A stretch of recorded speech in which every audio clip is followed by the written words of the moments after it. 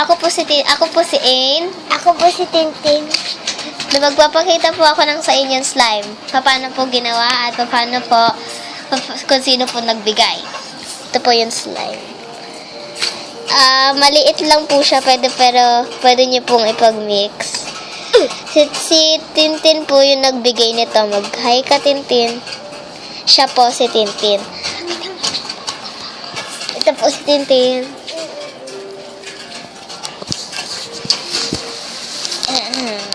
Tapos, ito po. Ito po yung binigay niyan, slime. Kahit maliit lang po, okay lang.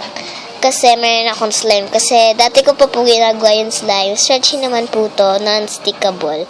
See? Tapos po, yung directions paano ginawa to, si Tintin po yung mag-i-explain. Okay. So, yung ingredient ko po dito ay shampoo at detergent. Mix nyo po any kind of shampoo po. Any kind. Pag mix nyo po yung shampoo at saka detergent, mix nyo lang po. Tapos, kailangan nyo po ng glue. Tapos po, kailangan nyo po, kahit gusto nyo lang po ng white na color o kaya any color yung gusto nyo po. Ilang drops? Ilang drops yung kulay nyo. Ilang drops? Isa lang. Isang drop lang ng paint. Oo. Okay, O kung may food coloring po kayo, okay lang po sa amin. Kasi paint naman din po yun. Okay. So, yung mga iba po, yung food coloring may dyeing kasi hindi nila yung expiration. So, pag mix nyo po yung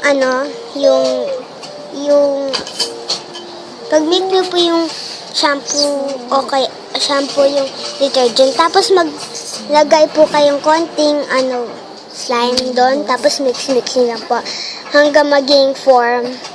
Tapos yun po, may slime na po kayo. Salamat, Tintin. Salamat po sa panunood ninyo. Sana po magugustuhan niyo po to. Salamat po. Bye-bye.